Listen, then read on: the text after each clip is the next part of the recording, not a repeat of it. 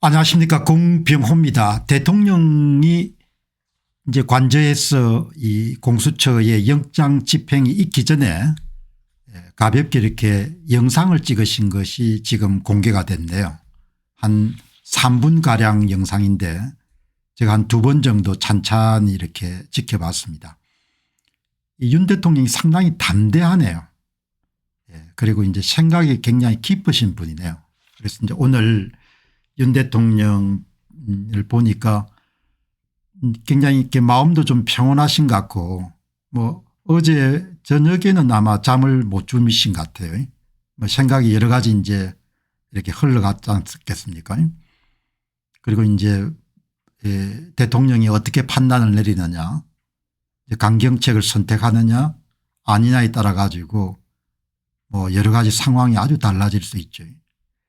여러분이 보시면은 이 좌파들은 기본적으로 그 사람 특징이 첫 번째는 조작을 잘하고 선거 조작은 우파가 하기는 힘든 그런 사악함이거든요. 조작 잘하죠. 사기 잘 칩니다. 그다음에 거짓말 잘하고 그다음에 무책임합니다.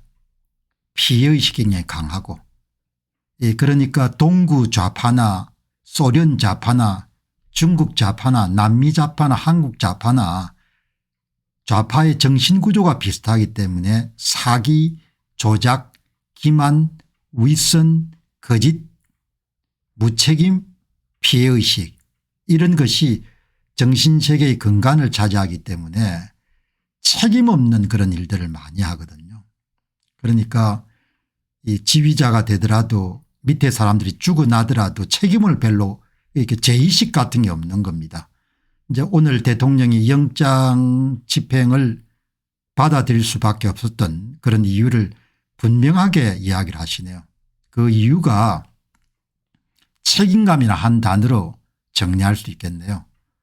이 공수처에 그리고 또 경찰에도 젊은 사람들이고 그리고 경호처도 젊은 사람들인데 이제 유혈 사태가 발생하게 되면은 되지 않지 않느냐. 그래서 내가 불법 영장이긴 합니다만 불법 수사이긴 하지만 대통령 자신이 이제 검사로서 법을 잘 아는 사람이니까 여러 가지를 지적을 하시네요. 공수처가 수사 권한이 없고 그리고 판사가 영장을 발급할 수 있는 부분에서 어마어마한 불법을 저질렀고 그러니까 사실상 불법적인 영장 집행이기 때문에 받아들이지 않을 수도 있지만 그러나 유혈 사태가 발생해서는 안 된다. 그렇기 때문에 내가 불법이긴 하지만 공수처에 출두해서 수사에 응하도록 하겠다. 이제 공수처는 기본적으로 뇌란죄를 가지고 윤 대통령을 묶으려고 하겠죠. 제가 여러 번 말씀드렸습니다마는 대통령의 계엄권 행사는 대통령의 고유 권한입니다. 마치 국회가 탄핵을 할 수 있는 것과 마찬가지로 그래서 고유 권한을 행사했고 그다음에 윤 대통령의 또 하나의 큰 책임감을 우리가 볼 수 있는 것은 그러니까 윤 대통령이라는 사람을 다시 우리가 조망할 수 있는 것은 본인은 자식도 없고 하기 때문에 조금만 여러분들 비굴했으면은 김건희 여사하고 잘 살 수가 있는 거죠. 다시 이야기하게 되면은 지금의 국힘당의 대부분의 국회의원들이 부정선거 문제에 고개를 설레설레 절지 않습니까? 그리고 한 번 더 국회의원 해볼 수가 있으면은 부정선거고 나발이고 뭐 국민들이 노예가 되고 뭐 국가가 망하고 이런 관심 없지 않습니까? 오죽했으면 어제 민경욱 전 의원이 패스트트랙 관련된 여러분들 그런 재판에서 전 현직 국회의원들 만났더만은 눈총을 하더란 거 아닙니까? 왜 대통령이 굳이 그냥 선거 부정 문제를 거론해가 이렇게 사달이 나도록 했냐. 당신도 책임이 있다. 이런 식으로 여러분들 이야기하는 거죠. 가끔 여러분 가다 보면은 공병호 TV에서도 아니 당신이 이런 방송을 계속해가 이렇게 어렵게 만들었다. 이런 어처구니 없는 여러분들 댓글을 남기시는 분도 계시거든요. 오늘 한 번 더 확인하게 되는 것은 윤 대통령이 책임감이 굉장히 강한 사람이구나. 그리고 생각이 굉장히 깊으신 분이구나. 경찰들도 젊은 사람이고 경호처도 젊은 사람들이기 때문에 무력 충돌이 일어난 과정을 대통령으로서 받아들일 수 없었다. 그렇기 때문에 불법적인 수사이고 불법적인 영장이긴 하지만 내가 나감으로써 무혈 충돌의 위험을 제거하기로 결정했다. 이렇게 이야기를 하셨거든요. 여러분들도 한번 그 영상 보시기 바랍니다. 이제 남은 것은 공수처는 쉽게 풀어주려고 안 할 겁니다.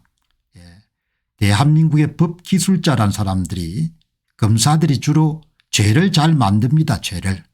그러니까 제가 한국이란 나라를 보면 항상 이렇게 마음 아프게 생각하는 것은 개인이 실질적으로 공권력 국가가 갖고 있는 강제력으로부터 보호받을 수 있는 길이 굉장히 여러분들 희박한 겁니다. 오늘 저는 무슨 생각을 했는가 하니까 대통령 관저를 저렇게 난입해 가지고 무력으로 이런 진압할 정도가 되면은 그러면 대통령이 아닌 사람이 국가의 공권력하고 맞섰을 때는 얼마나 큰 탄압을 받을 수 있겠냐. 그리고 선거가 무너진 상태는 얼마나 더 많은 탄압들이 있겠냐. 그런 생각을 먼저 했거든요. 그래서 이제 남은 것은 윤 대통령의 그동안 해오신 것에 대해서 뭐 호불호가 사람마다 다 있을 수 있지 않습니까? 그러나 윤 대통령이 기여한 가장 큰 부분은 대한민국 국민들에게 그동안 긴가민가 설마 했던 사람들에게 대한민국 선거가 완전히 부정선거로 점철되어 있다는 것을 사람들에게 깨우치도록 한 그야말로 계몽령이 돼버린 거거든요. 그래서 2030을 중심한 젊은 분들이 어마어마하게 많이 여러분들 각성을 해가지고 부정선거 척결 탄핵 반대를 외치고 이런 한남동에 모였지 않습니까? 조금 전에 제가 이제 방송을 막 이렇게 하기 전에 미디어 애플을 들어가 보니까 어제 제가 방송을 내보냈죠. 그 소프트웨어 세계에 수백만 명의 이런 공학자들이 사용하는 데이터를 처리하는 소프트웨어를 가지고 분석한 결과를 사랑침례교회 정동수 목사님이 소개했는데 이 미디어 애플을 들어가 보시게 되면 직접 그 젊은 여성공학도가 자기가 분석한 2016년의 20대 총선 2020년에 21대 총선 2024년도에 22대 총선을 얼마나 이런 조작이 됐는가를 젊은 여성공학도의 소프트웨어를 이용한 분석을 통해서 여러분들이 낱낱이 보고를 받으실 수가 있습니다. 한 30분 투자하시게 되면은 뭐 거의 완벽하게 대한민국 부정선거를 이해하실 수가 있거든요. 이제 국민들이 용기를 잃지 않고 저도 그러겠습니다마는 이 소위 부정선거를 밝혀서 나라를 다시 여러분들 반석 위에 올리고 국민들이 주권을 되찾는 이제 그런 운동을 대통령의 수사나 구속 여부에 관계없이 더 힘차게 시도해야 되지 않겠냐 그렇게 생각합니다. 여러분 이번 사태를 보시면서도 선거가 무너지게 되면은 나라가 이렇게 될 수가 있겠구나 이렇게 생각하시는 분들이 많으셨을 텐데 대통령의 당부 말씀도 있고 했으니까 대통령이 책임감을 갖는 것과 마찬가지로 우리도 선거를 공정하게 치러질 수 있는 것을 회복할 수 있는 그런 운동에 여러분들이 서 있는 자리에서 힘을 다하실 수 있는 그런 기회가 되셨으면 좋겠습니다. 감사합니다.